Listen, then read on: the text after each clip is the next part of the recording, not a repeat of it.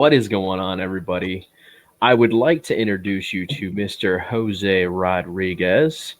He is an avid, you do printing and I do, yes. I was a inks. photographer all my life.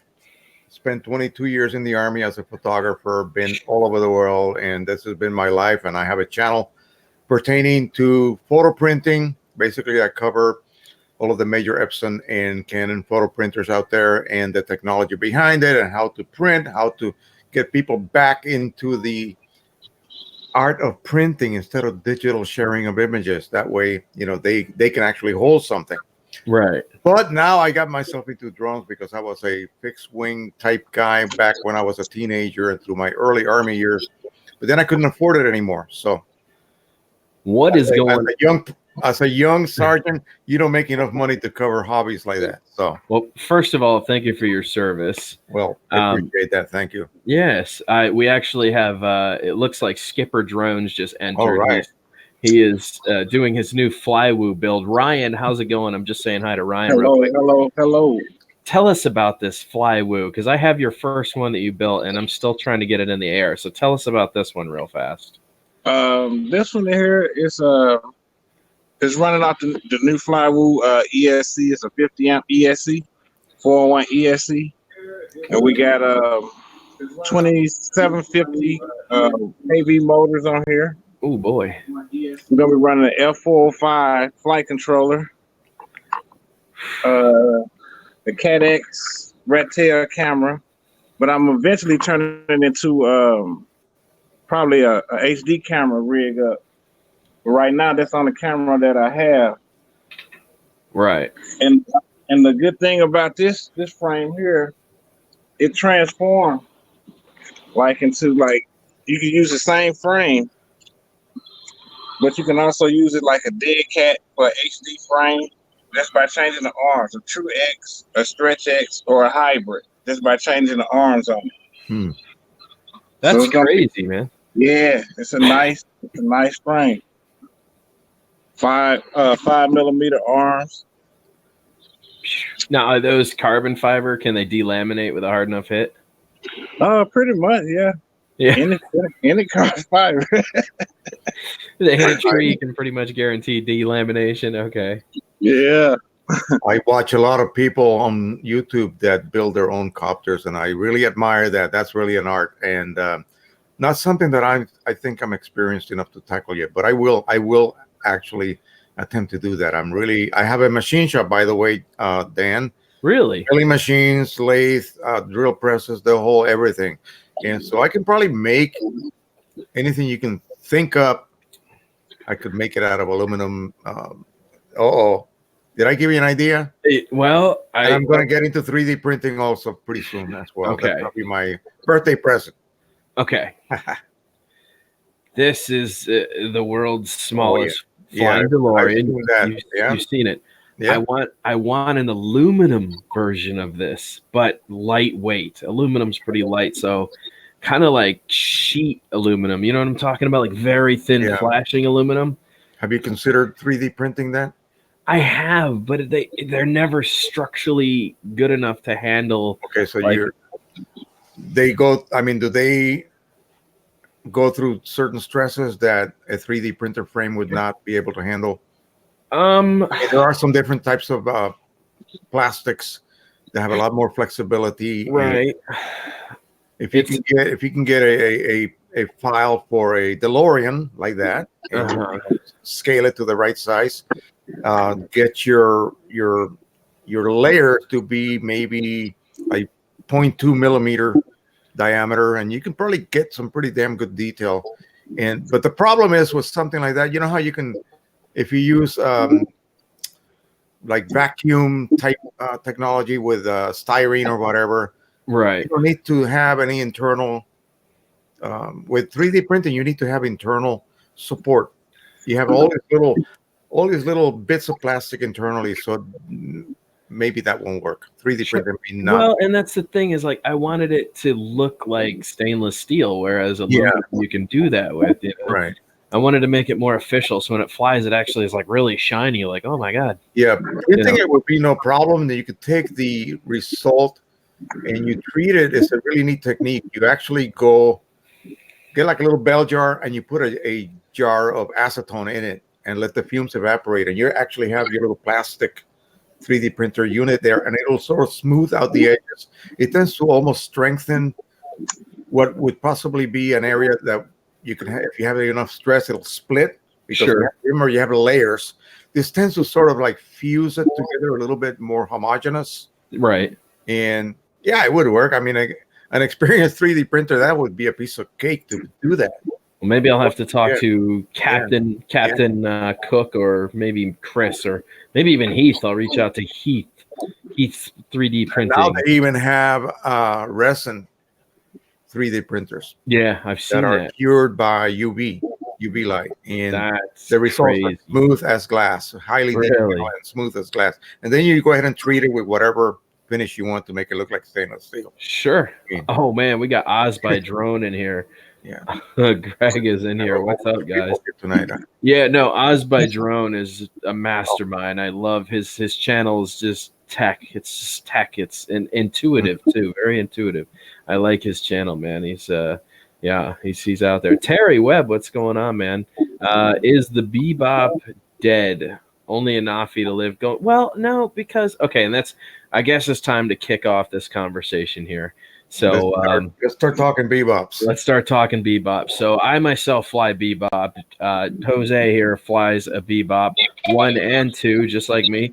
Now, Skip, you don't fly Bebop, do you? So, brother, not at the moment. Right, FPV all day right now.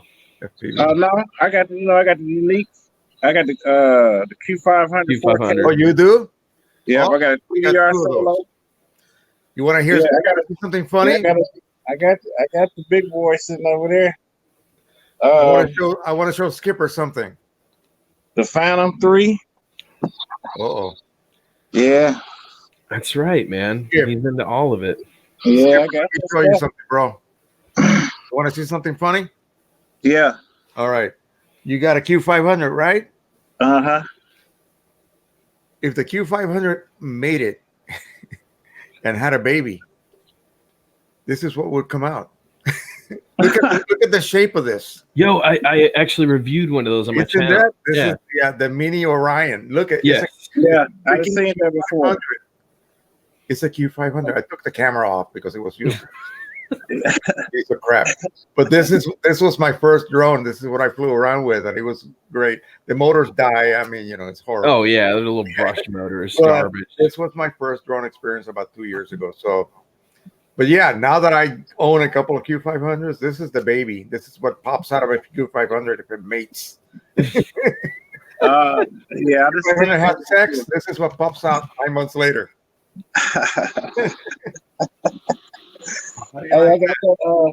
I got that boat too getting ready, D-Dub. I ordered 2 more pieces. It should be in a minute. Okay, you're talking about your big boat that you've been building for a while. Yeah, it got that 30cc engine in it.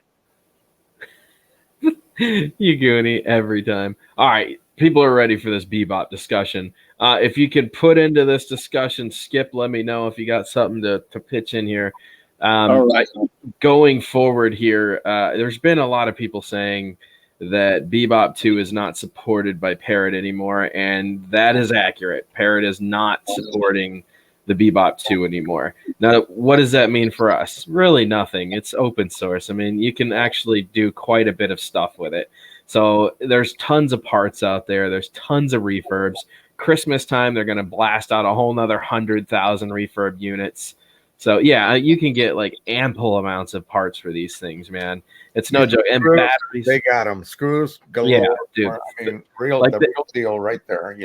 They made so many parts for these that it's not even funny. Like you could just get parts anywhere. That's why they're so ridiculously cheap. I mean, we're finding them for what, $194. Like I think they're still going for like $215 to $194 refurbed. Yeah. So that's the whole Bebop 2. Yes. You know what? The last 2 that I purchased, I got a power edition one, whatever that means. It's got the blue light instead of the red light. Mm-hmm. Yeah, the better battery, whatever.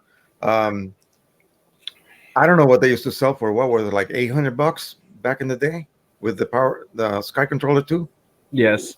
Yeah, 800. I think was the price for the whole kit. The goggles, which I don't really use, they make me dizzy as hell. I just don't have that ability. So anyway, I wish you could get just the drone by itself because now I have. Well, anyway, 194 is what I just saw. Right. And they Just the sold other out day, like they hotcakes. went like hotcakes. Yeah. Uh, So I put one on hold and it was gone. I mean, guys, it's not that they're so simple to work on. If you buy the toolkit for these, they're really easy to work on. There's only like 8 screwdrivers to make this thing, fully tear down and put back together.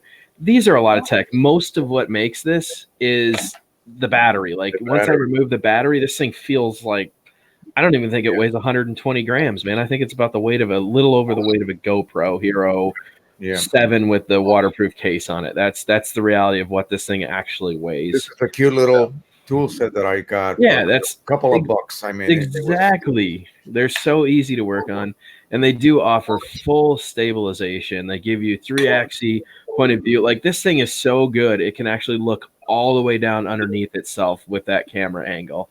Now, as far as up, I can only get to a degrees about like that's because of the angle that the camera. Right, that the camera's tilted. If they had straightened this out, we would have actually been able to transition higher into the sky. But they did that for horizon purposes and the lighting sensor on the camera, so there was a need for that. But this does do. You can do the LTE mod to this. I don't know if you've looked into this, Jose, but this does do the LTE mod. Did you watch Dustin Thanill's videos? Yeah, about the LTE mod. So the Parrot, the Parrot Disco, and this both can support the LTE mod. The problem with that is, yes, you can fly this thing stupid far away with the LTE mod, but your limitations are the battery. Whereas with the Parrot Disco, you had like a 27-mile flight with the Parrot Disco. Like that's I saw crazy. I saw a video a while ago, quite a few months ago.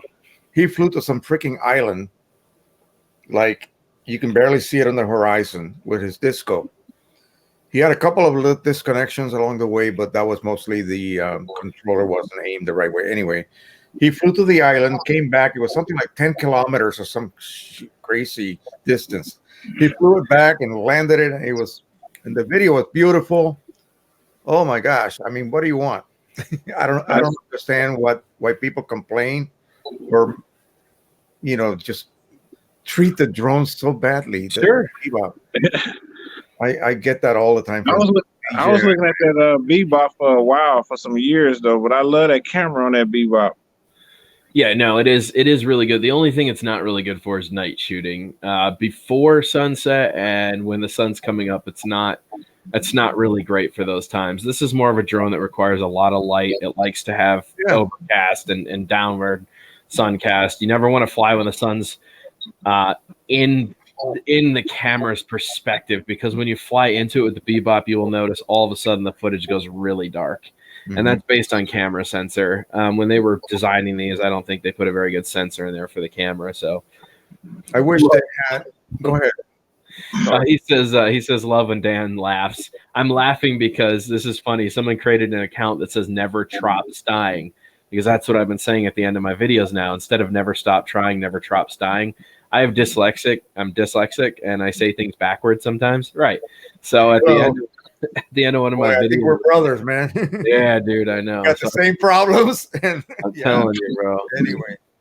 So I said never trops dying, and that's been the end of all my videos. And I think that's officially the saying for my channel now, is like never trops dying.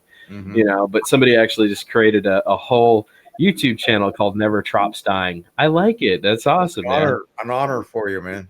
It's honoring you. Yes. Yeah.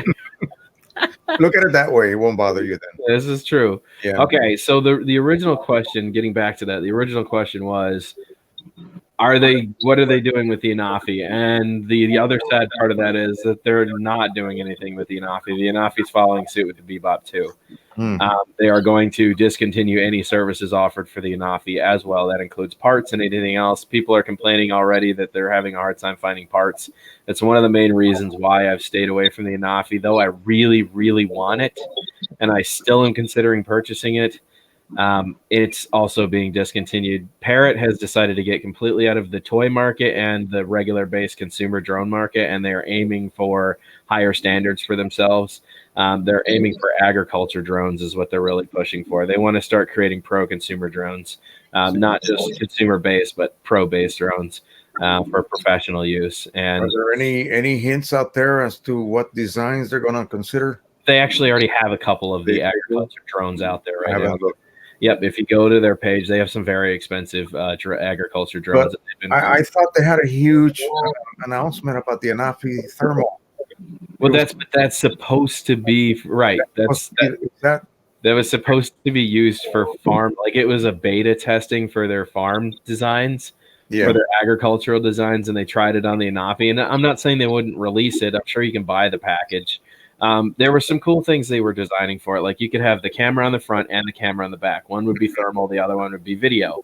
But what was cool is if you switched over to thermal, when you flew it backwards, it would reverse the controls, right? And you could fly it backwards the same way as forwards. See what I'm saying?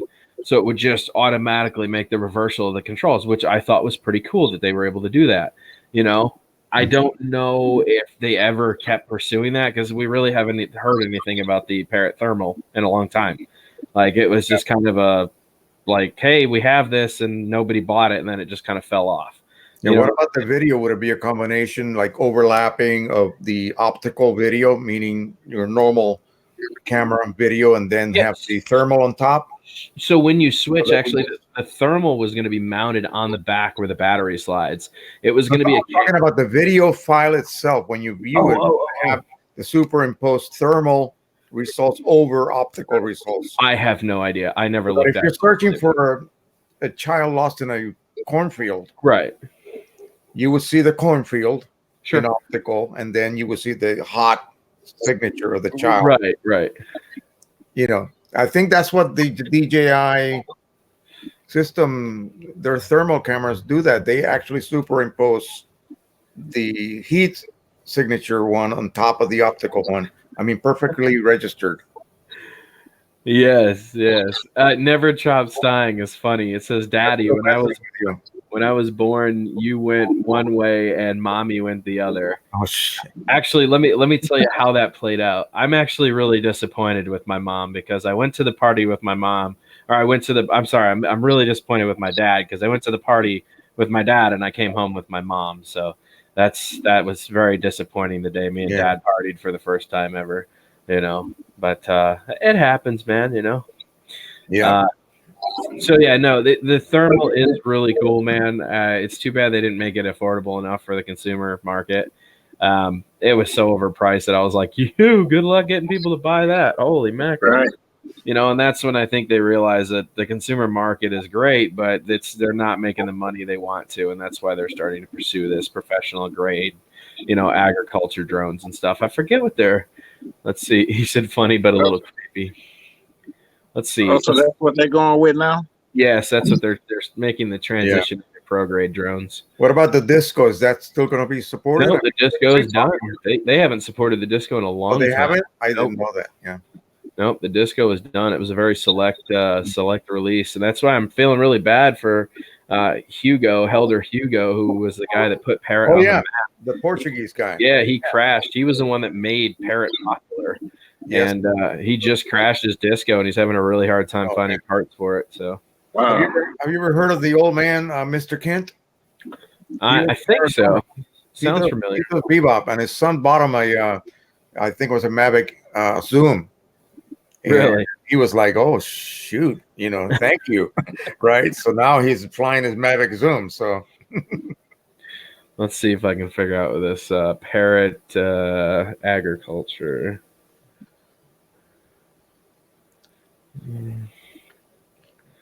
Culture drone.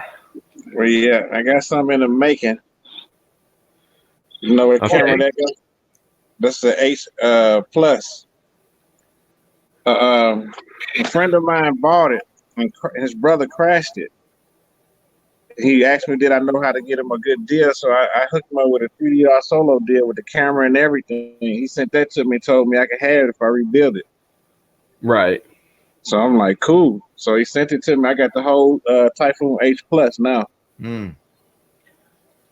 Yeah, I just ordered the motherboard, a couple motors, couple arms, and the landing gears the other day, waiting on it to come in. Mm-hmm. But it ain't gonna be hard because it's just gonna be like really just pull apart and plug in. I think you guys can see this here. Let's so there you go. It is the Parrot Bluegrass Fields quadcopter for agriculture. Okay. Yeah, for almost $5,000, man. Agriculture drone commercial camera. But it's still only coming at 1080p with 14 megapixels, so they haven't really altered that much on it, which is interesting to me. And then the Anafi thermal, obviously, over here in the corner was $4,000. So they haven't really made anything. Okay, that's it. Yeah, 4K. Yeah, so the Anafi was the last shot they had at the consumer market, and they didn't sell enough of them to gain interest, so they just started pursuing professional grade drone platform. Mm-hmm.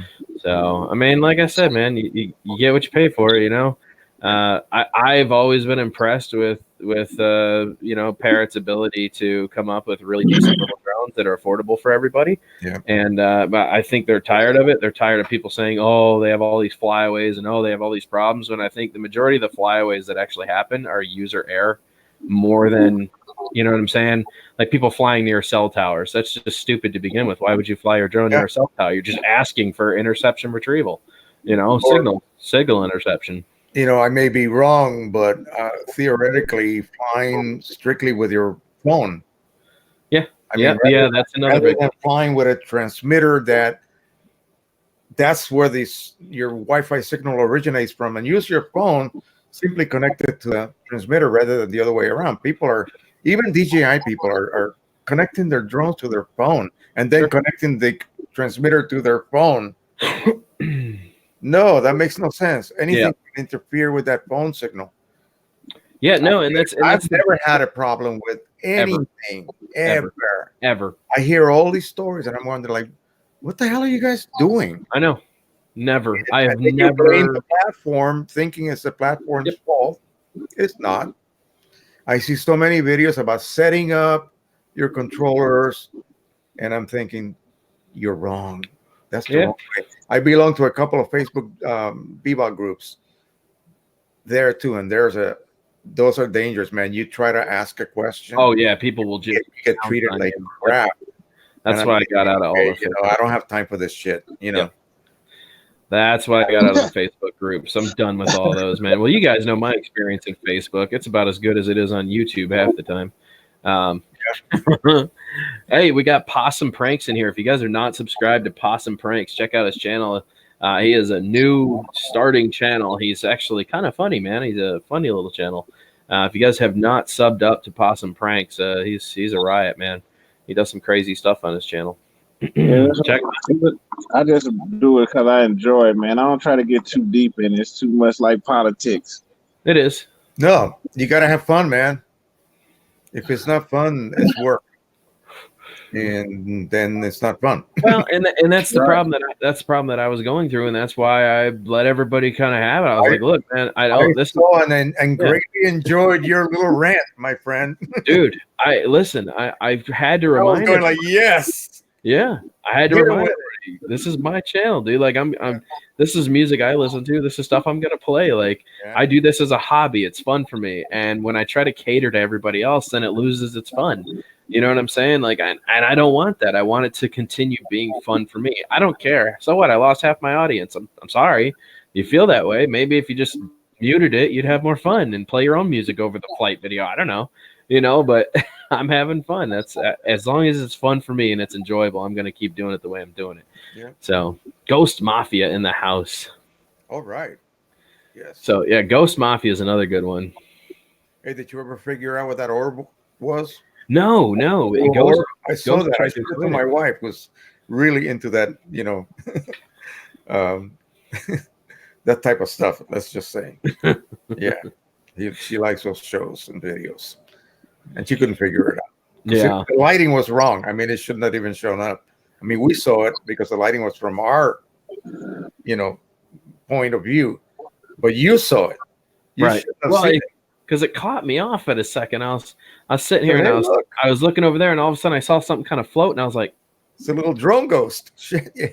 What was that? That threw me off. It's a little drone ghost, man. A little micro drone ghost. Possum Pranks Drewski says that he has subbed to your channel, so make sure that you also click on his and show him some support back, brother. That's how this works. Yep.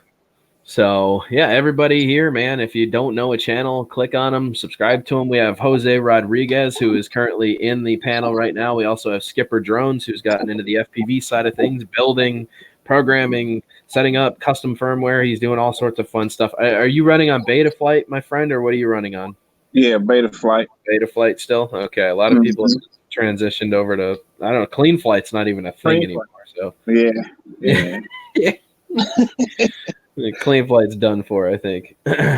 Robert Ruther, hello from Texas. Okay, so let's do this. Jose, what is the furthest you've ever taken your Bebop to, and how'd you get it out there? I live in Washington, D.C. I cannot fly anywhere. Okay. I'm stuck. My backyard, about 50 meters up. That's it. And I go to my grandson's house, and at least that crappy map program. What is that app called? That we use to find out if there's any. Air map. Air maps. Air map shows it as clear and green. So there, I don't fly into, because there's other properties in the area. Mm-hmm. I just go as high as I can go. Like 400 feet is max that I've gone with the Bebop. I have flown it, and I've done some videos on my regular printing channel. If you go to Jose Rodriguez on YouTube, you will find me. You'll see this ugly mug, and you will find me. And there, within my 50-something plus playlist having to do with photography and printing, I have one called Drones. So if you don't want to see anything else, just click on Drones. And I have about 31 videos in there right now. So demonstrating just about everything, mostly my backyard. Show them the zip ties. That's a really good idea. And after you show them the zip ties, I'm going to show you my idea. Any Bebop one owner, here we go. So basically, this is done with normal zip ties. I just bought a pack of 12-inch zip ties and a pack of 4-inch ones. You will cut the front ones to 7.1 inches and then the rear ones to 6 3/4. Basically, this is going to allow the drone to sit slightly tilted. And I tell you, I could drop this. Well, there's videos. The guy from AR Drones, there's videos where he drops it. He actually cuts power. Okay, landing, emergency button at like 50 feet up in the air. And as long as it doesn't land sideways, of course, it just bounces off. And simply put, what you do is you lock them right here with the little 4-inchers. You have to wrap the ends with tape to make it a little bit more protected and pliable. And I'm telling you, this really, really, really works. Okay, you got to put it on this side because, of course, there's an antenna in one of these legs somewhere. Where are the antennas at, Dan? Right here, right? They're actually in the front of it, I want to say. Right here. Yep. And right here and over here. So you got to make sure you don't interfere with that. And it flies normal. Another thing that I've done is if you go on Amazon or eBay, let me put this down a second. Take out the Bebop 2. Have you seen this, Dan? Oh, yes. Yeah. That's to protect the camera. That's a really good idea. Actually. So you need to take off that little sticky little ring in the front that says F whatever and, 14 megapixel. Take that off. And this is a 52 millimeter filter holder for a GoPro 3 and 4. They had the round lens instead of the rectangular one that the newer GoPros have. Mm-hmm. And watch this. It just fits into place and tight. So anyway, you know why I did this? Because I ran nose first into a bush and scratched the shit out of my camera. My original camera. Hey, so I had to look for a camera on eBay. I found it. It was only $90 for the Bebop 2, and it had everything that I needed. I didn't have to use this, Dan, because I just used the existing one. This is the little, whatever you call this, the little frame for the camera. And it works perfect now. So This is actually a new one. I got this one as an open box. So it was brand new. It had the little plastic protective covering everywhere. It was 211, brand spanking new. Really? So that's what they're running now. Yeah, this one was an open box new ones. The ones you get now are supposed to be refurb, whatever that means, you know. Okay. So again, really nice. Shoot. Oh, Dan, I got the higher. This is a G5. Jiffy. Yeah, Jiffy Jiffy, G5, yeah. 4,000 mAh. And what do you think? Does it suck? It adds a couple of minutes more. I can go. I just did a video. I didn't upload it yet because it's going to be boring as can be. I actually did 25 and a half minutes with this battery. And I just flying around my yard. Really? Yeah, 25 and a half minutes. With the regular, if you use the so-called power battery, that's a little bit more extra milliamps. Right. I've done 23, 24 minutes. And then with the regular Bebop 2 batteries, maybe 22. I mean, that's the max I can get. I got like 5 of these right now, so more than I need right now. And they're charging. I use an what the hell is it called? The EV something charger. Right. EV peak charger. 3 at a time. It's balanced charger. It works perfectly even with the OEM as well as the third-party batteries. Yeah, Gotcha. that's a really good job. I have been flying this. What's Ooh, that? The Parrot Swing. Oh This yeah, is swing. yeah. How does that work? How do you like that? It flies pretty nice. I mean, it don't have a good camera on it, but it flies pretty nice though. Mm-hmm. So what does it do? I mean, does it hover? Does it fly like an aircraft or? Yeah, it hovers and then it'll fly like an aircraft. It got an aircraft mode too, like an airplane. It'll fly like an airplane. Very neat. Yeah. Let me put this down out of the way here. But they say that I think the controller on here will work with the Mambo itself too. Also. All right, so here you go. This is a new one here for you, my man. This is one that I know Aubrey McCoy has been asking me to do for a while. There you go. Oh, wow. So this is really simple to do. For about $10, you can get 400 finger LED lights, and they have rubber bands, and you can just rubber band them right to the legs and turn them on, and they last about 8 hours before they need new batteries. So for 400 of them, you can get lights on your Bebop 2 for very cheap. I love that. For those of you that wanted to do it, you don't have to do any extra wiring. It's just a rubber band, attach them around the legs, and boom, you can fly at night and tell which is front, which is back pretty easily. So I thought I would show that to you guys. It also works with the Bebop 1. Same principle applies.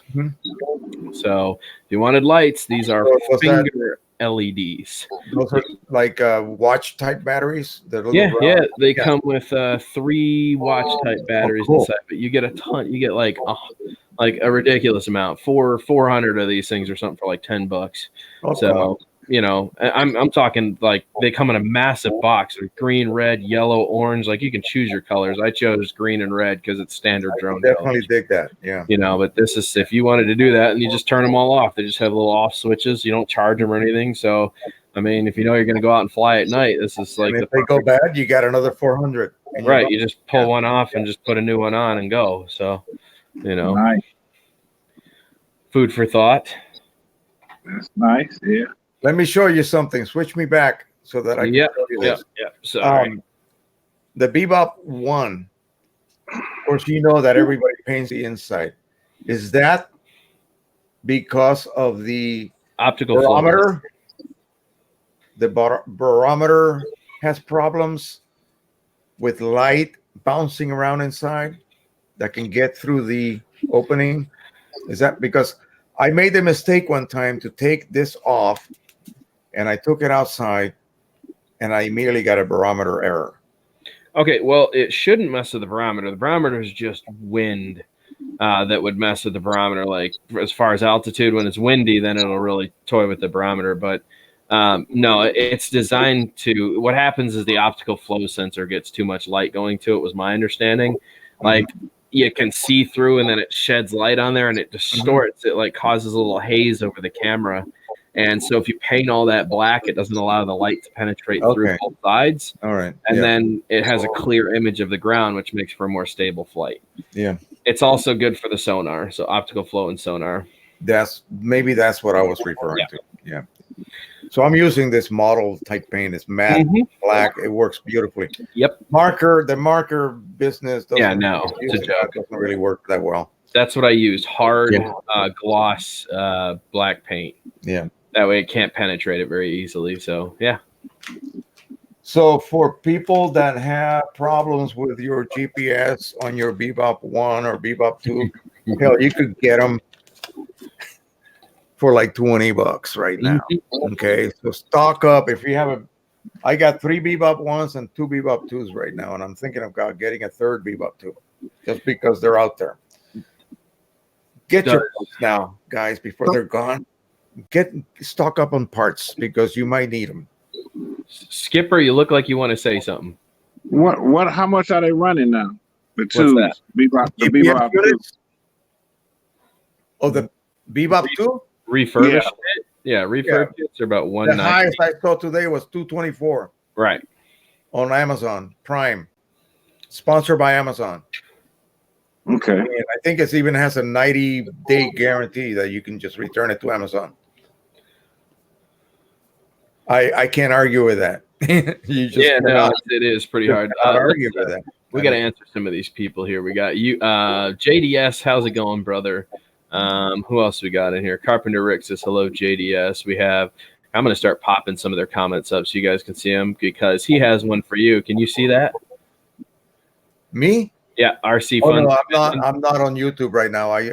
No, the banner I just put up. Can you see the banner? Does Jose monitor chat? Yes, I do, but right now I'm not looking at the chat. Yeah, he doesn't get the chat. Let me go on my phone and see because I don't want to do it on the computer. There you go. It's giving me echo, Let's see here. What did he want to know? Or I don't know. He didn't ask a question. All right. That I'm aware of. Trying to see if I missed anybody here. Nope, just John and JDS. Oh, we got E-Drone in the house. E-Drone says, happy Sunday to everyone. Happy flying to all a flight night. Yes, to all a flight night. You're funny, sir. Very funny. I can't wait for that rosy-cheeked, chubby, white-haired fatty to try to make his way through my chimney again.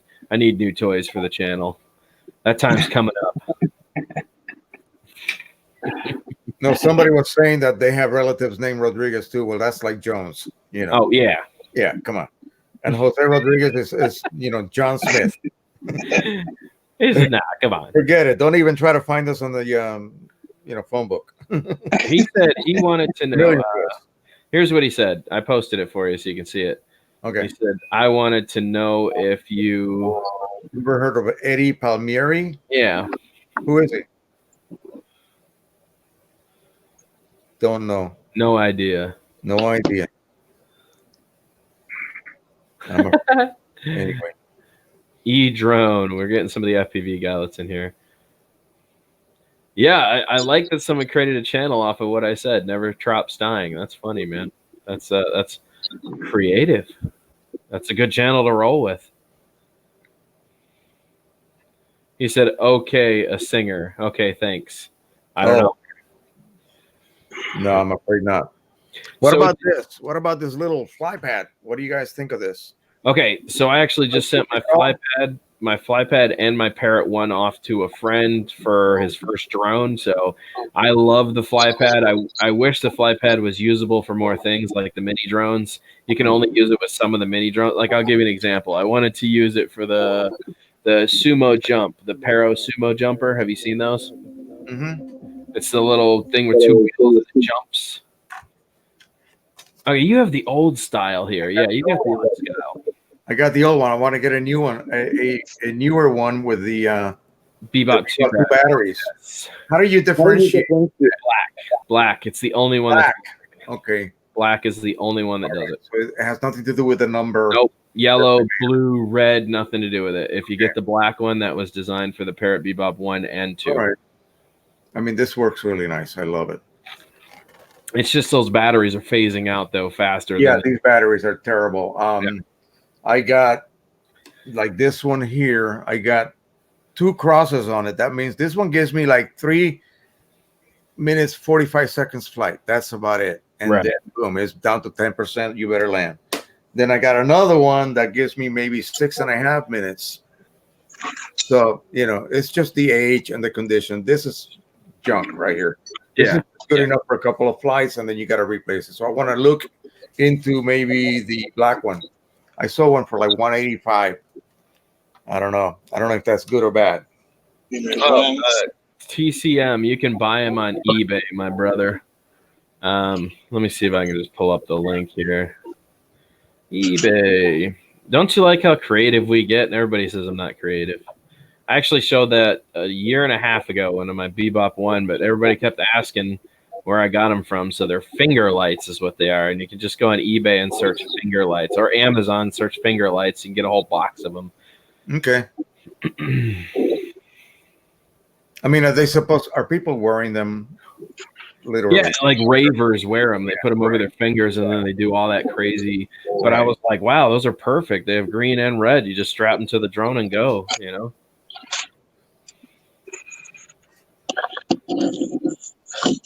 So, like I said, man, I have tons of them. I have a whole box full of stupid things sitting around. I'm hoping every drone I get now doesn't have lights on it so I can put them on it.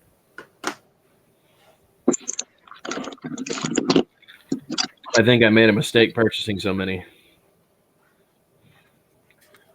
What happened to Skipper? Is he gone? No, he's still here. I think his camera's off. Yeah, this is a controller you get with the. I had to take a break. Oh, okay. So this is the Sky Controller 2, right, Dan? Yep, Sky Controller 2. That one actually. This thing is pretty much automatic, idiot-proof. I plug in the phone, and turn it on. Yep. It opens up the app. I make sure that I got my phone on airplane mode and the Wi-Fi off. It then does not interfere at all with my flight. Right. This is the boss right here. Now, two people. Yeah. The real boss is the Wi-Fi repeater. The real boss. I've had the Wi-Fi repeater with alpha antennas has taken me out almost 4 miles. I went back to some of your old vintage stuff the other day. Yeah, we saw some of that. Well, I'm getting back to that. Apparently, everybody misses that guy. I've become a channel that does pretty flights for people. Yeah, I gotta remind people where I came from, tutorials and tech and modifying. So we're getting back into that. I'm not just the guy who takes a pretty flight every now and then and adds cool music to it. You know. Yeah, and it's called breaking it down. So people can then complain about your music. Come on, right. Stop. Enjoy it for what it is. Oh my gosh. Yeah. So what happened? Did somebody complain that you were not professional enough? Oh, did they voice it that way? I think it started with Ken. Don't know implications that well, so and so's channel is this format or that format. I never reach out and slap them upside the head. I never once said I was a professional at this, and I never wanted to be. I may come off as a slight guru, but I only guru things that I know about. I'm not here to tell you I know everything about every drone because I don't. You guys ask questions, and I say I don't know, but if I can direct you to somebody who does or help you, I will. With printers, just because I specialize in 13 models, that's what I know them inside and out. And yeah, I can say, yeah, I am an expert on those 13 models, but that's all that's available right now in the print world. And so when you ask me about some desktop 3-in-1, blah, blah. First of all, I can't afford to buy them all. There's about 1,000 different models of printers, just like there's probably 1,000 different unknown models of drums. I was at the hobby shop the other day. Everything they had, I had no clue what it was. Right. Nothing that was like name brand that we're accustomed to. Nothing. All these weird names. They're all, under 0.55 pounds so that they can be, flown anywhere. Basically, they really didn't have anything professional, except they did have a Typhoon H, and that was $1,800 new. I think that too. This my story the same way. Yeah, Same way. I went there to kind of ask and have a little conversation with the guys behind the counter. I said, "Yeah, I'll just buy my paint and go." Yeah. All right, so guys, for those of you that know, I burned out my boat motor. Okay, I burned out my boat motor. Okay, it lasted 2 trips on the water, and then it got clogged with algae. The cooling port couldn't do what it needed to do, and it burned up the motor. Okay, we were unaware. Big poof of smoke. It was over quickly. All right, it didn't. It got us almost back to our destination. So it is the little engine that could.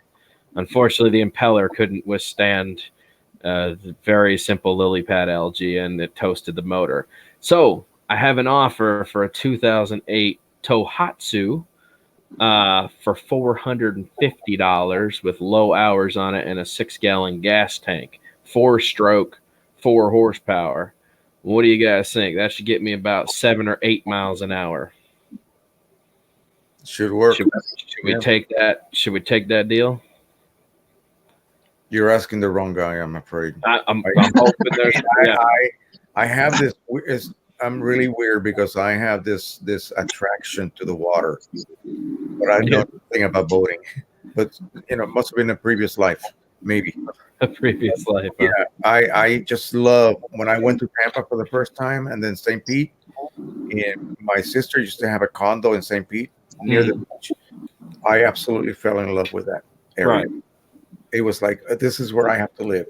Of course, that didn't turn out that way, but yeah, I don't know anything about boats and the technology behind them or motors or anything like that.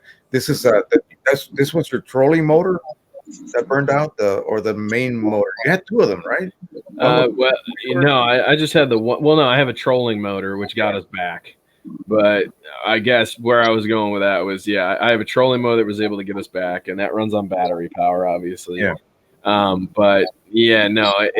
It toasted. So I only had the one motor technically that ran. That's the one you were starting. You had a little bit of trouble starting, and that. Right.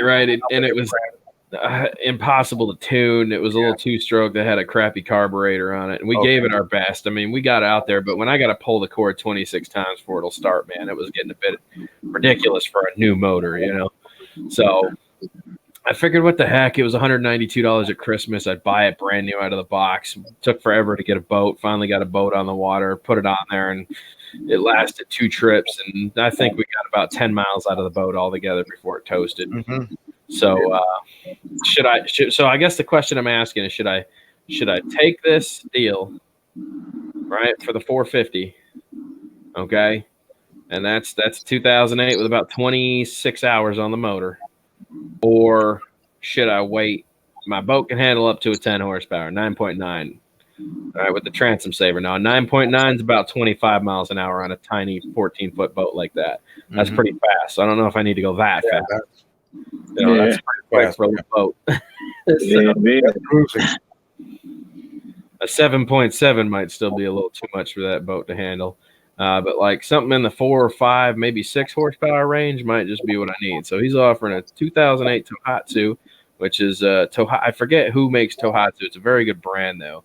Tohatsu, I think, is like Mercury or Evinrude. It's like a knockoff of a Mercury, but it's made by the same company that makes them. So I don't know. It's like a crapshoot sometimes, right? What size motor is it? It's a 4 horsepower, 4-stroke. 4-stroke. I thought you were shooting for something around 9 point something. I wanted 9.9, but then I saw how fast it moves 16-foot boats, and I got a little scared. Oh, okay. I was like, okay, I don't think I need all that fast. That's a bit too much for a tiller motor on a tiny boat. I don't need to be jumping waves. I need to go through them. Yeah. That's just being realistic. Manatees on the way. Have your helmet on ludicrous speed.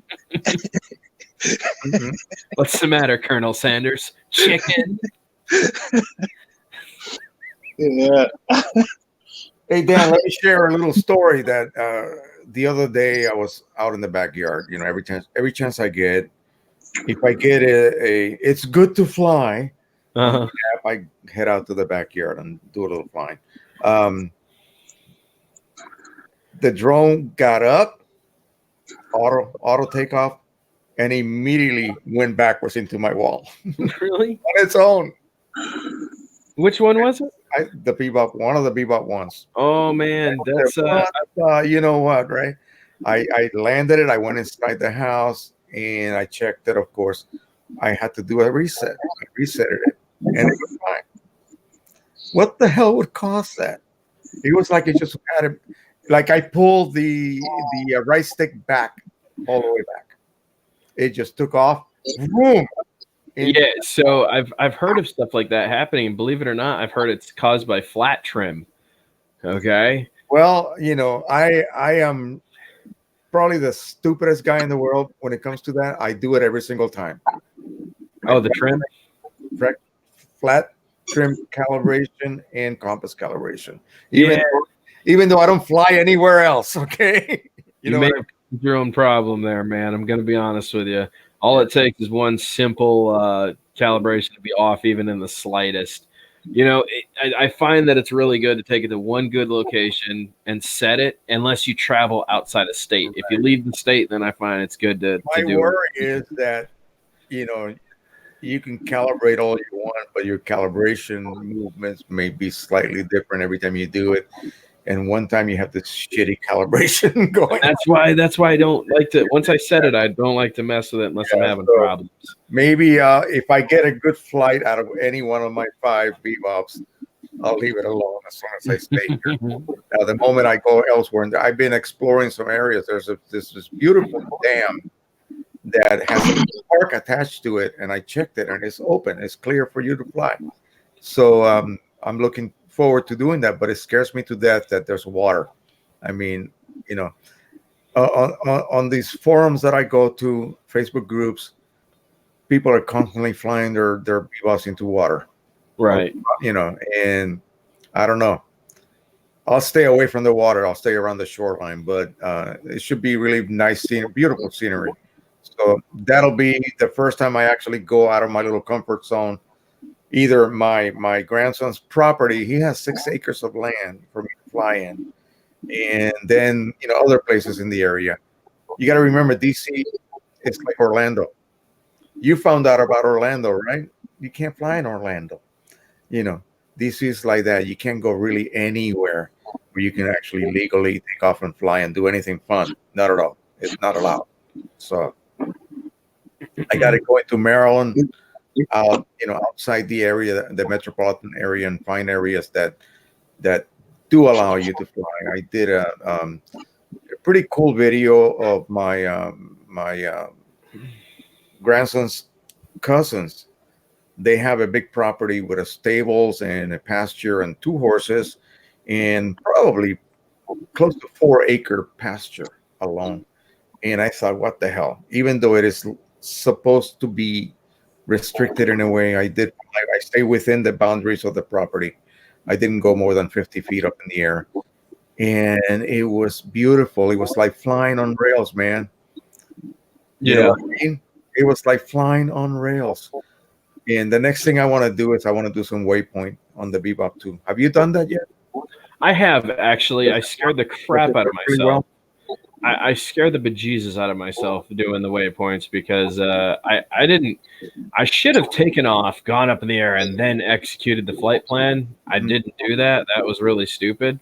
I went from a dead sit still on landing, and I don't think I understood the software I was using very well. I wasn't using Free Flight Pro. I was using AR Pro 3.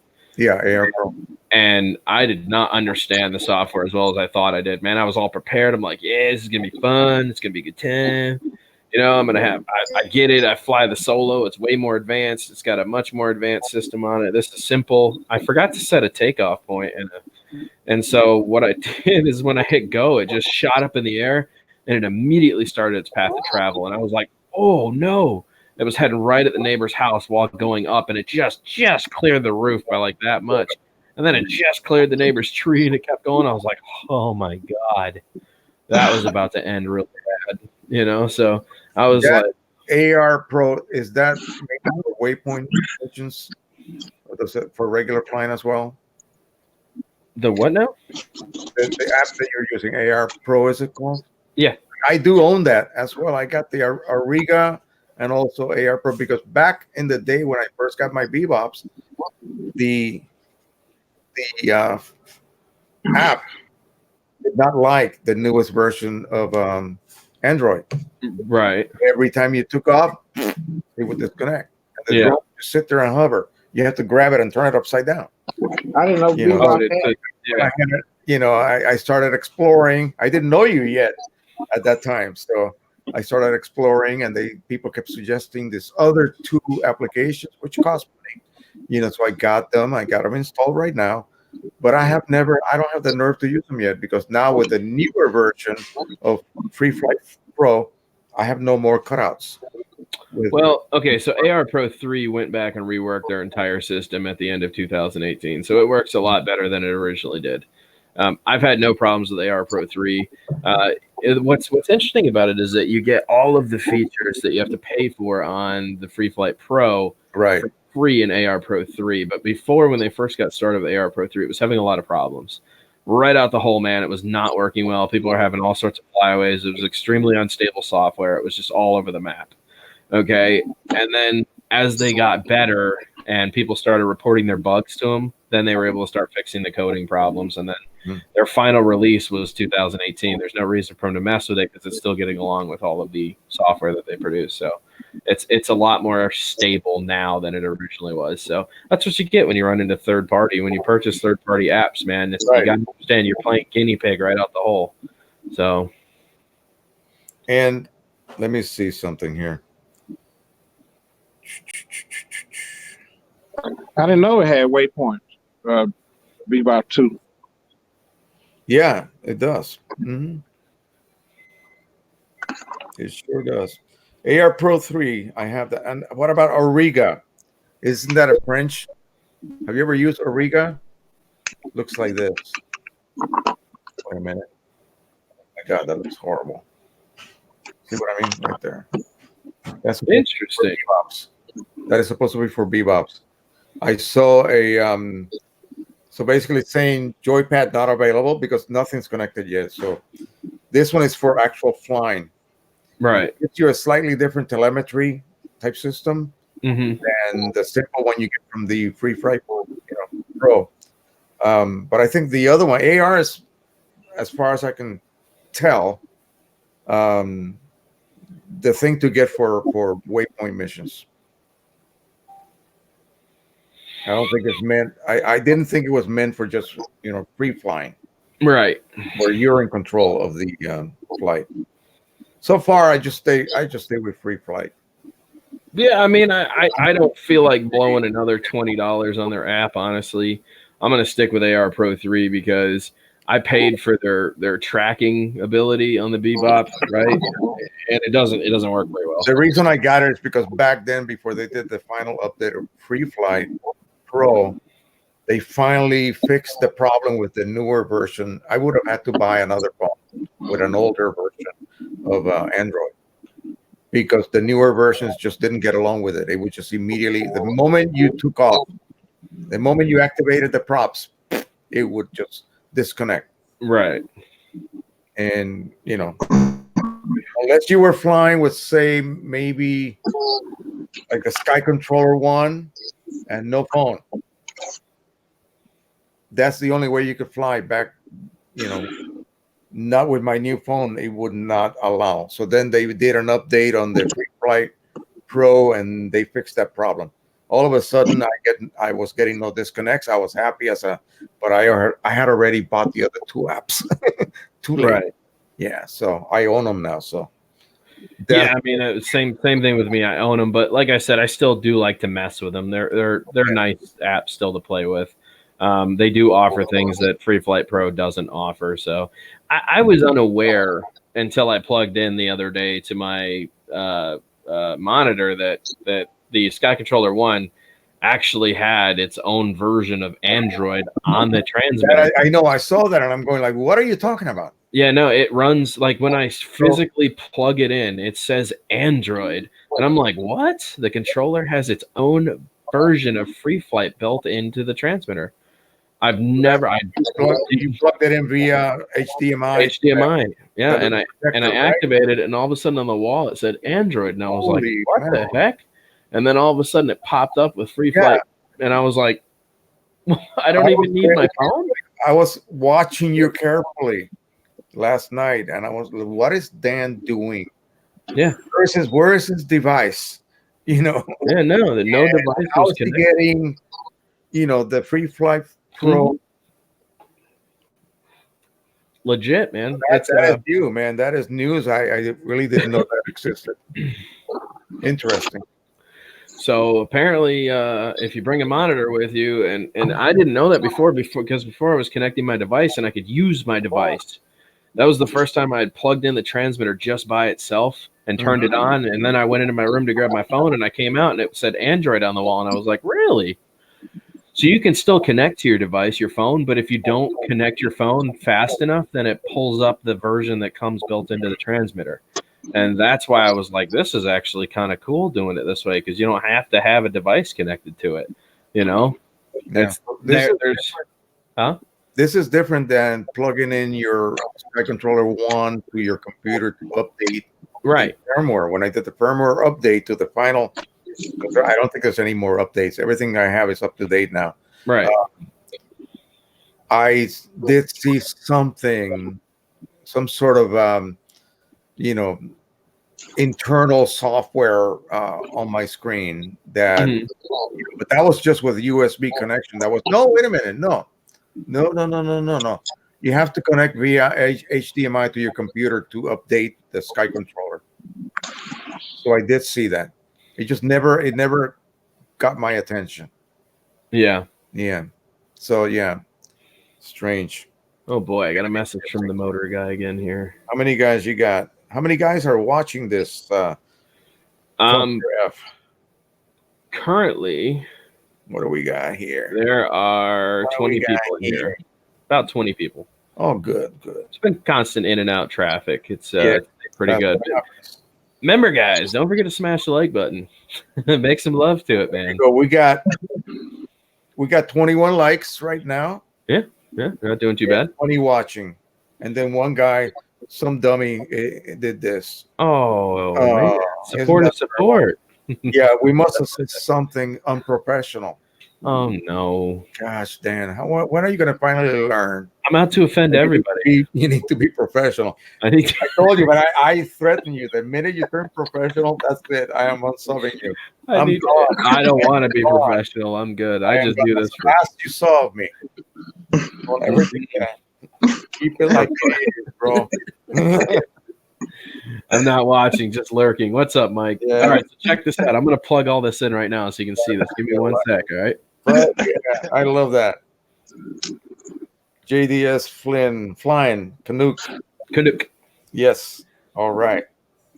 Yeah, check this out. 19 and 24 likes and 19 watching. There you go. That's how you do it. Anywho. So yeah, I was checking out to see if adding this filter here, protector, basically, it will get smashed if you crash against something, but it will protect your camera. This cost me probably $20. And each filter, of course, you can just buy filter for like $5-10 at a time. So you hit something, it's going to break this. It's not going to break your camera. I just recently saw several posts on the many Bebop groups that I belong to, and they were all complaining about, lens scratches because this lens pokes out a little bit, as you can see. It's literally poking out at least a ½ inch. And so whatever you hit head on, that's going to, cause some damage. That's why I got these on. This helped a little bit. I know this looks very childish and amateurish, but whatever I can do so that I don't mess up one more camera like I did already. So That damn camera cost me as much as a new drone. So, well, refurb. So there you go. But this actually, you might ask yourself, well, how does this affect your so-called optical gimbal? Okay, will you, if you set it up, will you see the edge of this filter? Yes, you will. So you cannot, your range is dropped a little bit, but you can still go pretty much straight down and do a rocket shot, for instance, where you just take off and you're looking at the floor of wherever you're taking off from. This does not diminish that ability for you to turn the gimbal all the way down and get a great shot. And of course, don't buy cheap ass filters. Buy good quality filters so that you don't degrade your optical quality of your already limited, basically limited camera system that these Bebops have. They're not going to be like, what you get on DJI with a 1-inch sensor and all that stuff. Hasselblad camera. No, you're not going to have that level of quality. But like Dan says, unless you have like a supercomputer editing 4K video, Yeah, it's pointless. It's pointless. Okay, Pointless. it really is. And when you upload it to YouTube, it looks like crap anyway. Yeah, you have to render it out. You have to render out that file at such a high bit rate from something like Premiere from Adobe, so that you don't have any degradation of quality. You'll get what people kind of commonly call pixelation. right. Okay, especially when you're moving, you're yawing. So I have to literally, I'm not kidding, even with 1080p, I have to literally render out about 70 megabits per second. Yep. That's your minimum. And when you upload it to YouTube, they process it and screw it up for you anyway. Skipper, why are we getting an echo? I think the echo's coming from your end. I was getting an echo. I think so. Oh, you get echo. Yeah. Yeah, I'm hearing some echo on somebody's end. So this is a really cool one.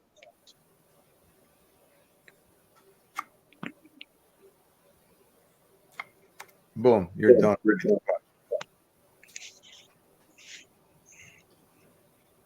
I wonder where the echo's coming from. Hey, Skipper, do me a favor. Just mute your mic.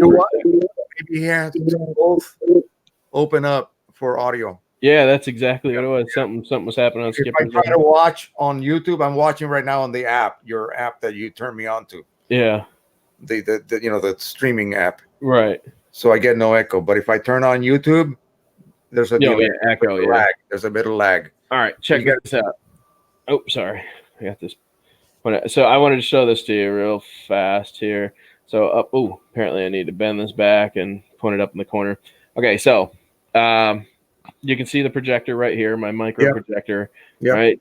And you should be able to see what's going on the ceiling there. You may not be able to make it out very well because it's 720, but and all I have is the HDMI cable plugged into it and the HDMI cable plugged into the side of this. Okay, so all I'm going to do is turn this on. So we'll kick on the lights. I'm going to reach over and I'm going to turn on the Bebop too. Let's see if that powers up here. There we go. Powering up. Now I want you to see what happens up here. I'm going to come over to here and I'm going to hit enter on my micro projector and I'm going to hit HDMI. It should say 1080 at 60 hertz. There it is, 1080p at 60 hertz. I don't know if you guys can see that in the corner there.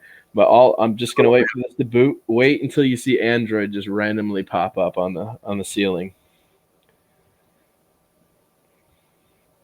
So guys, there it is. See it? Yep. It actually says Android operating system. Okay. And that's this. My phone is plugged. My phone's right here, so it's not on. It's on Facebook or whatever it's running right now. If I can get this to pop up, there you go. It's not doing anything. So you can actually see. It's running some.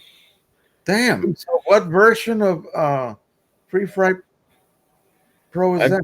No idea, but you can see my hand on the screen. Yeah, you can see it showing the image. Yeah, sure. So if I push on the top here, I can actually select, I'll push the back button. You'll see the options menu pop up. I can go over here using the top toggle and enter.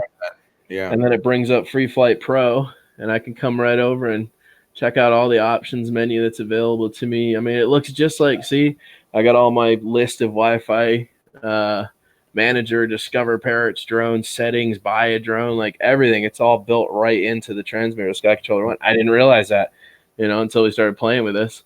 So then I can go back here, click on it. Let's see. I wonder if the older Sky Controller will have that. I'm gonna have to test that. It can't connect to the internet. It just tried. That's funny. That little projector. Yeah. Did you put a link on your last video you had up yesterday? Oh, for the micro projector? I don't think they carry this exact model anymore. The only one I found was like $220. Okay. I did see a used one on there for about $80 with $20 in shipping, so $100. I'm sure this is an older model by now, man. This is from 2015. So okay. I'm sure they have probably this AAXA company that does Pico projectors and HDMI. I'm sure they have better units than this now. This one has worked flawlessly the entire time I've had it. And it's got 90 minutes of runtime on its own battery power. Wow. So, I mean, almost the entire length of a decent sized movie. You know what I'm saying? But it works great for flying drones at night, blowing up on the side of buildings or, plugging into my Solo and that transmitter and flying the Solo at night. Same principle applies. So, anyways, we're going to turn this off now. Neat. So, yet one more application. Yes. Yeah, man. And then, like I said, for you night flyers, man, those little LED lights for the finger lights, man, they definitely come in handy. They make seeing it at night very easy. You know how Parrot likes to make their drones not visible at night so that they try to keep it from flying at night. Yep. Anyways, that's that. Hey, Dan, can you play a keyboard and mouse into that thing too? Into what? You can. It has a USB throw mouse right there. There's a USB port right there. I'm not sure you probably could plug a mouse into it now that you're asking. Yeah, when you plug it, well, no, I haven't done that yet. I haven't either, but I have a mouse plug right there. I may be half tempted to try that sometime. You could hook a throw mouse to it, maybe. I don't know why you'd want to. You can control everything with the top toggle here as your enter switch and select button. Yeah, I don't remember right now what the actual requirements were to update firmware, but you had to connect via HDMI to a monitor. So I used a little tiny, the kind that a van will have in the back seat, that kind of a video monitor. Right. Connected it to that, and then I had to connect the controller via USB to the computer, and then install the firmware file. That apparently the one that Parrot gave you was the wrong one. Imagine that. So I had to go. This is dude on one of my Bebop Facebook groups that actually has a lot of information on Bebop, and he has a slew of firmware files that you can get, and they're the real thing, not the it was supposed to be like 100 and something megabytes, and what Parrot was giving you was a 27 megabyte file, which is like a fraction of the original, and it was like a fractured file too. It didn't work. It basically didn't work. It's like somebody actually gave you just a fraction of the actual firmware and packaged it as a actual installer. And I mean, you could screw up your drone doing that. I mean, I could imagine, So lucky me, I found this guy, and he said, "Oh yeah, that's very common. Don't download that. Download this." And I did it, and it went famously. I mean, it worked perfectly. I was a little worried about screwing up my big old space controller there. I call it my space controller, my Star Wars controller. Hey, Michael. Glenesis, what's up, guys? JLRC, Lady Swan. We got a whole bunch of people just popped in. Sorry, Jose. Got to say hi. Lady Swan is Ghost Mafia. Yep. Yes. Ghost Mafia's old lady. The other day. Yeah, I looked up her channel. Let me put this stuff up real quick so I can get it out of my way here.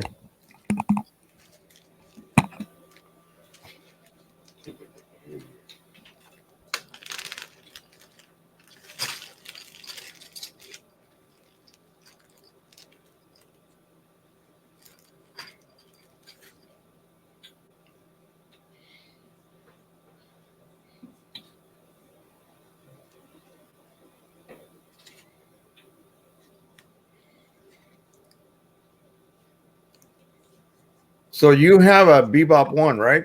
Or the so-called 3.0. That because you were showing us this style of battery in one early video. Oh, me? Yeah. You do have, besides the Bebop 2, you have the one as well, right? The older I actually gave that away to Ghost Mob. yeah. Okay, so I watched a video where they had like several of these aftermarket batteries, not necessarily this one, but others, the same shape as these here. And it was old, maybe a year. Everything on Bebop on YouTube is at least a year old right now. There's Right. nothing new out there. And the guy went through like 4 different makes of batteries, some of them claiming to be this particular level of milliamp per hour. And of course, they were just over exaggerating. Yep. Interesting that this one here is this. How many cells are in this, or is it just bigger cells? Okay, so I actually took one apart just to find out what the real, because it was bogus, bro. I was buying the ones that said 1600 and 2000, and they didn't look any bigger or feel any heavier. And so naturally, it got my curious. I did a whole test on this. Actually, I ran a test on my channel. What's the best Bebop 1 batteries to purchase? And I did flight tests of all of them, and then ended up pulling them apart to find out what the difference was. And I pulled one of the little crappy 1600 ones apart, and I was like, well, heck, it doesn't look any different. And then I tested the cells on a cell checker, and I found out they weren't even close. They were like 1100 mAh, and they weren't even near 1600. And then I pulled Camelback apart, and there is another cell on top. So the reason you're getting extended flight time is because they have put an extra cell inside there. That's what the Camelback is for. So that's how many cells are in these? So there's 3. 3. And are you telling me there's actually 4? I think there's 4 inside really? Yeah, so I believe there's 3 inside that, and there's 4 inside the other one. That's why it's a bit heavier. The charge that I'm using only shows 3 cells, and their level they're being but charged. they're also running as parallel circuits. Okay. So it's only detecting the 11.1. You see what I'm saying? Even though there's the extra cell, it's just a prolonged cell. It's one that's just designed to work with the rest of the others. So far, what I've noticed is any of these batteries, regardless of like the small ones that I have, giving me from like 3.5 to 6.5 minutes, depending on the condition. I can recharge them, get them up to 100%, go outside immediately and start flying, and pretty much predictable times. Sure. When I land at 10%, I go back and I pop them in my charger. They all read 3.8 volts. Right. So I think they're being discharged pretty evenly. I think across the board. I'm no expert on lipos by any sense of the word. I mean, I don't really know that much about them. I just know the basics and how to keep them healthy in a way. And I've heard that 3.8 is supposed to be like the good level of voltage to put them in storage mode, for instance. And the EV Peak machine or charger, I pop them in there, and they sort of like balance themselves down to. It will actually, like, if they were at 3.9, it'll bring them down to 3.8, and they stay there for days if I choose to. It maintains them at 3.8 until I press the button to begin charging. I think that's pretty cool. That's a pretty cool feature. And they're not cheap chargers by any chance. Yeah, no. They're not. They're like over $100 for these things. But I got one for the Bebop 2 and I got one for the Bebop 1. So be careful with the Bebop 2. The only ones it really works well with are the off-brand batteries, because they don't have the voltage regulator built into the battery. That PIP board, that system is actually designed to regulate the battery voltage flow. So when people say, "Hey, I'm using the balance charger on my OEM batteries," I say, "Wow, that's a really bad idea." You know, you shouldn't do that. That's how fires start. That's how the board catches on fire from getting too hot. It's trying to regulate a voltage across a board that wasn't designed to be balance charged through another system that's already balance charging it. You know what I'm saying? So it's like, what is going on with the voltage here? I don't know what to do with all this extra voltage that's popping through. So be very careful, Bebop 2 owners. If you're using, I've heard warnings, if you will, about the regular Bebop 2 batteries and the power Bebop 2 batteries, and the way you should treat them as far as charging goes. I think you could use the original OEM charger, but not for, like, you cannot use the regular Bebop 2 batteries on the charger for the Bebop 2 power. Yep. Yeah. Yeah, So, the PIP board isn't the same. It's not designed to regulate at those tolerances, and that's why I said people just try things and then they don't understand why they burn stuff out and they create fires and stuff. Like, it's good to do your research, man. It really is. I've been studying the Bebop 2 batteries now for the past week, and I've learned quite a bit about them. But I started realizing they're really no different than the solo batteries. Once you understand the 3DR solo batteries, yeah, it's got a huge circuit board in it. Yeah, they're big batteries. But once you understand what they're supposed to regulate and how they work, then I started being able to understand the Molex connector, how the power transfer takes place, what the voltage is supposed to cap at. And that's why I was able to start building my own batteries out of the 3DR Solo. Now, I'm nowhere near that with the Parrot yet. I have a lot more research to do. And, should you be using the OEM brick to charge your Bebop 2 batteries in other words? Yeah. Do not use the brick for off-brand batteries. That's the whole thing. Yeah.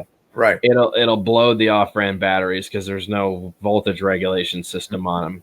If you take those Giphy batteries apart, you'll notice that the circuit board, like take an OEM pack apart and take a Giphy apart, and you'll notice that the OEM packs are actually really nice circuit boards in there, and you can tell they're doing things and there's data transfer taking place. And the other one is just a circuit board with wires like soldered to it. And you're like, oh, well, that's why it's not taking an even charge across the board. Okay, because it doesn't understand what's happening. It just says, hey, I'm a cell. Okay, there's 4 cells. We're just going to pump juice into them until it reaches its tolerance, and then it'll cut off. The only crappy OEM charger out there was the one for the Q500. That had a really bad reputation. So I got this I forget the brand. It's over there. It's white. It has 2 slots. It has a side, USB port for the controller, charging the controller battery, which is a single cell, I think. So it doesn't require any kind of balancing. This one really does a great job. In fact, when I first got my first Q500, it was taken out. I knew nothing about LiPo. That was my first experience, except for that little baby Q500 that I showed you, the Mini Orion. Right. Yeah, that was my first. The second drone was the Q500. I went from that to Q500. So got it home, refurb 350. Great. I'm happy as a lark. Set it up at Nathan's house because that's a nice open area. Takes up beep beep beep beep. Emergency landing, low voltage. Yep. And my battery was charging correctly according to the balance charges that they give you. Everything was hunky-dory, 12 volts, ready to go. 12.5, I believe. Still detected it had a problem, huh? Yeah, it did not detect that it had a problem. I get that the other charger, the one third-party charger, I popped that battery in, immediately told me this battery is dead. Yeah. One of the cells is dead. So took it to Home Depot and disposed of it. And then I went ahead. The company gave me a new battery, a new unique battery. No more problems. Then I bought a couple of third-party batteries for it. And then some guy that was watching me here in Maryland contacted me and said, hey, listen, man, I got a Q500 Plus that I don't need anymore. I got a Phantom 4. Can we meet? I said, hell yeah. So he gave it to me. It had a bad camera. The battery latch was broken. It wasn't really broken. He thought it was broken, but it wasn't really broken. Right, that little cleaned it all up. I bought a new camera, popped it in the Seago 3, the 4K camera, because the other one was not a 4K camera. The Plus did not have that. Right. Plugged it in. I bound the camera to the drone, did everything, reset everything. I'm telling you, for a pre-drone, yeah. But the only problem is, like you were very well known, those motors turn to run a little hot. Yeah. Sometimes. And I bought 4 new A and B motors, and I got them on the ready. But the problem is, unlike the Bebop 2 and 1, you can just unplug those motors. The ESCs are, they have a plug. You don't have to solder a thing. The Q500, yeah, you have to do some soldering. You have to unsolder the ESCs and electronic flight controllers, and then unsolder the motor connections to that, and then put the new motors in and solder the wires back to the controllers, and then you're good to go. A little bit more work. I Right. saw a dude from supposedly from Unique out west in California did a video showing how to do that. Doesn't seem that difficult, but right now I don't feel like changing them. But Yeah. I have them. I got them for like $20 each, brand spanking new. Yeah. So when again, you get a chance. Oh, I mean, hold on. I say these units that are being put out of production and they're wonderful. Buy them. I mean, is the Anafi going to drop in price like the Bebop 2? I'm sure it will at some Are we point. going to start seeing Anafis being sold refurb for less than $500? Like Amazon has them now for $550. Yeah, I don't think they're going to drastically drop in price for another year at least. Yeah, we'll have to wait. Yeah. It's anyway, shoot. What else can we talk about? Anybody in the chat wants to talk? You're looking at the chat, right? I'm not. Actually, I'm paying attention to two things going on. There's another stream taking place that I asked a friend to bring in a buddy, and it's not going so smoothly. Apparently, some insults have been thrown across the board, and so I'm trying to keep up with that. Nothing but love, man. Come on. I know. Well, I'm saying not me. He's apparently making some rash decisions during their stream, and so I'm apologizing to the other person that I asked to do a stream to help him grow, and I did it to be awesome, and JoJo did it to be awesome. So I'm just gonna say JoJo Unplugged is a very good channel. She's very supportive of everybody, just like Ghost Mafia, and obviously Lady Swan in here as well. They're all very supportive channels, and I asked them to take a friend under a wing tonight. And apparently, he got a little irritated and kind of lost it on the panel he was in. And so, but I apologize to anybody involved in that. It was just me trying to help him out and be cool and see if I could get my friends to give him a hand up, because the things I do and the things he do really has nothing to do with my channel. So, it wouldn't help for him to be on here because he's not a hobbyist. He's just a kid trying to get some support and do vlogging, which really isn't my, forte here. So I tried to hook him up with people that could help him, and things are not going smoothly, I guess. That's too bad. I sometimes from the my Facebook group, I get some posters start arguing with each other. It's okay to argue if you do it constructively. Then it starts using the F word and this and that and getting into calling names and things. Sorry, you're blocked, you're deleted, you're gone. Bye-bye. Yep. That's it. You will not last seconds if I see that happening. I'm not a moderator that goes around and starts micromanaging every discussion. No, I'm pretty liberal when it comes to that. But the minute you start using obscenities and calling people names, really being just bad, you're gone. That's it. I don't need you, Yeah. We don't need you here. So yeah, man, I'm answering the Tohatsu guy. I'm getting the messages from him trying to set up a wheel and deal, plus do the stream. So I've kind of got a little occupied with things here. Carl Johnson says the French guy flying, was that a drone? I think he's referring to Helder Hugo, and that was a Parrot Disco. He's Portuguese. Right. Yeah. Did you hear about the stewardess on a British airline that supposedly saw they were coming in for a landing? They were about 14,000 feet from, the approach to London, and she saw two drones coming in very close contact with the aircraft. And I'm thinking, wait a second. I'm thinking, wait. Let's examine this a little bit closer. 14,000 feet. Okay, and approach speed is probably, you got flaps already down. You're probably doing still cruising speed is like 500 miles per hour. You're doing about 300 maybe coming in. You're still about 14,000 feet. Mm-hmm. Okay, what did she really see? Right. Yeah, I feel like it was looking out the window and she saw 2 drones.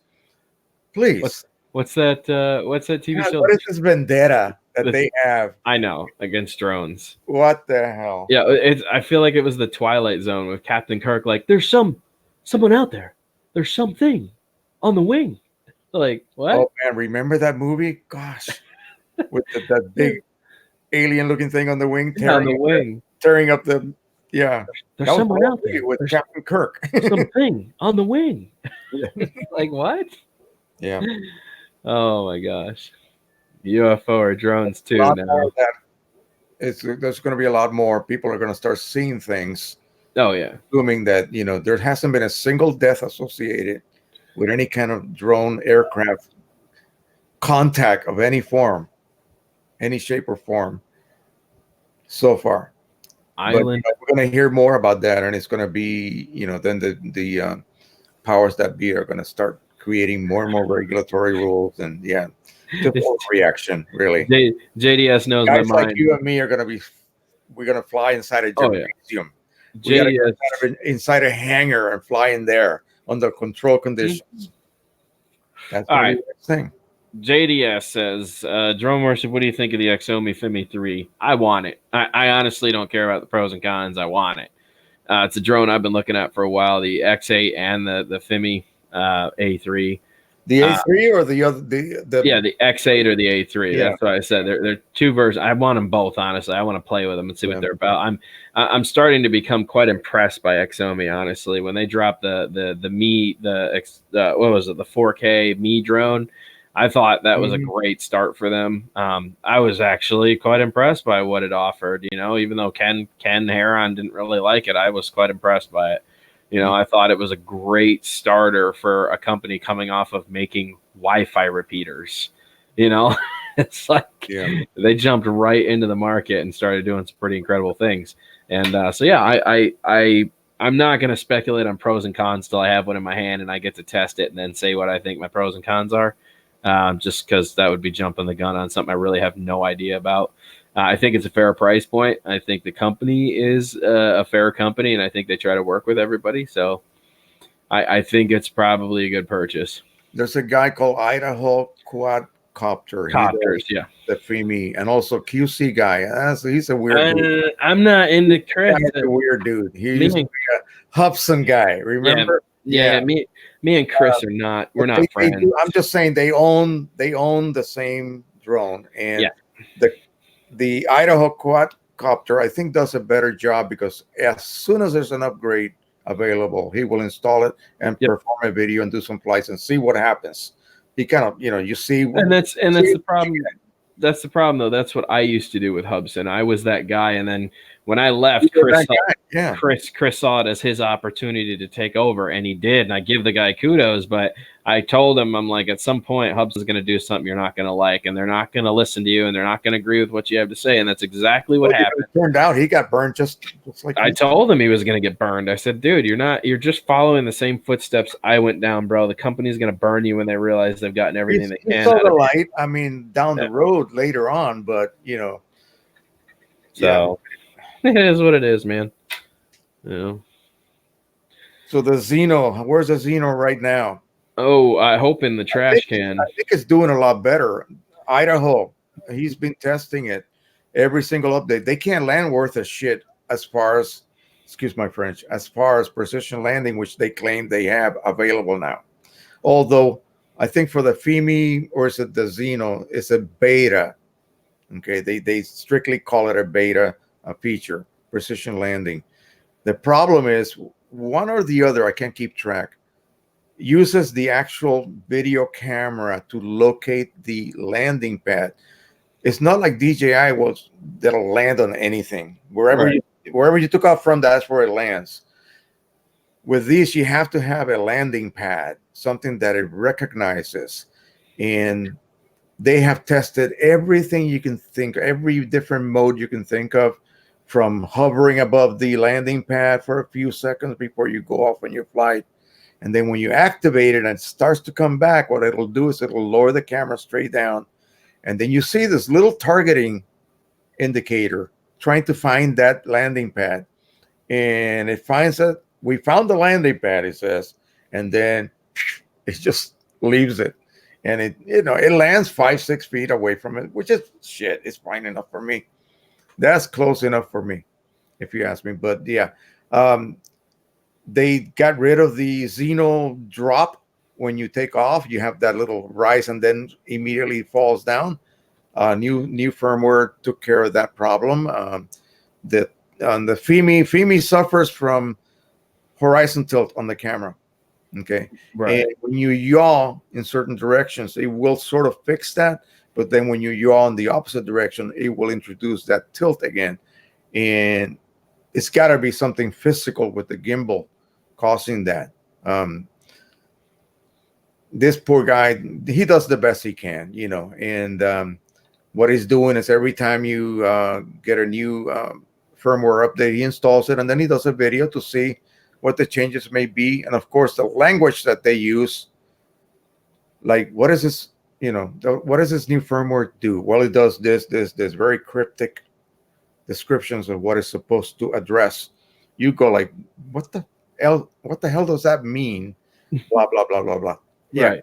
He has no clue. So he has to take it out and fly it and then compare it to previous flights before and after to determine what is it that they fixed. Yeah. Flight controller update, camera update, all of these different things. I'm waiting a year or so before I buy one of those until they finally get it right. I'm never purchasing another Hubsan again. Just so everybody's aware, I think I've said this many times. There's just a company I not just having dealt with them, but knowing their background history now and how they got started, I'll never purchase another Hubsan product. You know their MO. Well, and I know what they did to get where they are, and that's what really irks me about the situation. It's like I don't like to speculate because it makes people mad, especially when they just subscribe to me because of old Hubsan videos. I apologize, guys, if you don't know my background with Hubsan. It's pretty livid. It's definitely an interesting background. I can't. QC guy is talking bad about Hubsan and he's wearing a Hubsan t-shirt. Yeah, I know. Because he still wants to maintain the image that he's boss. Well, he has a Facebook group that he moderates, so he's still supporting. He has a Facebook crap. So, yeah. What happened to that X Dynamic drone? That was your other favorite. Oh, I told you I was not going to. What happened with that? Oh, do you see him making videos with it anymore? No. People make videos and they see what's wrong with them, with those machines. I mean, they're not. Yeah. Gee, maybe in your face. Watch it. Here comes. Here comes DW. Bam. Yeah. Anyway, yeah, it did have. I mean, it sounded wonderful, but that price was ridiculous. I'm not paying for a piece of artwork to put on my shelf. It needs to be a tool that can do a job. I had a kid the other day. My daughter was saying goodbye to her best friend, and they're moving to Pennsylvania from Maryland. Mm-hmm. She threw her a party. She hired this musician she used to idolize when she was young. Anyway, it was wonderful. I videotaped the whole thing with my camera. I'm getting ready to make a DVD for her as a gift, and I did gathered the whole group outside the front half acre of the front of the house, took my Bebop, and I flew back. I just did a little drone shot of them. That's it. Now, shit, I just forgot what I was going to talk about. That's what happens. But anyway, what were we talking about? You were saying something over the roof. About what? You were saying something about going over the roof. No. Why I'm even bringing that up? It has to be. Oh. Shit. Oh man. Anyway, sorry that happens. It's all good, man. Yeah. Don't stress too much, Jose. We got to save discussion for another day. I have a girlfriend who's making a lot of noise, and I think I need to get out there and find out what's going on. get off your butt and Yeah, pretty much. Yeah. So I think I'm gonna wrap this stream for the night, guys. And we've had a pretty steady, almost 16 to 20 people in here the whole time. Sometimes Good. more, sometimes less. The numbers were good. If you guys haven't checked out Jose Rodriguez, make sure you do that. I'm about to hit 25,000 subs, man. What's that? I'm about to hit 25,000. I know, it's crazy. 25,000. You know, when I started doing this, it was simply because I just wanted to help out people. Nuts. And I had 50 subs. I thought I was like on top of the world, just like you, man. Dude, I got into this to help people, but I got tired of all the backstabbing that was happening and the pick a side, pick a side. Watching, go back and watch his older videos. Go back and search all the way from the beginning. You'll see what I mean. You see how genuine this dude is. Oh, I used to be, man, until I got tired of the backstabbing and all the craziness that was happening with people. I don't know what happened to the drone community. It just went, and I've never seen so much divide. As soon as it took a divide, I was like, oh, I'm not choosing sides. I'm going to do my own thing. Okay. And I'm just going to have fun doing it. And people don't like it. They don't like it. They do. They do. I don't care. Poop, wiener, balls. I say whatever I want now. I just do whatever I want. Like, hey, it's my channel. I'm going to have fun. If you don't like it, you know where the unsubscribe button is. You know where the dislike button is. Exactly. That's it. Find your way to the door. I'm not going to help you get there, So. Yeah. All right, man. So good to have you. We need to do this again. All right. Yeah, absolutely. All right. Okay. Bye. All right, guys. We're calling it a night. Later. Hope you guys learned something. I'm gone. Toodaloo. Bye-bye.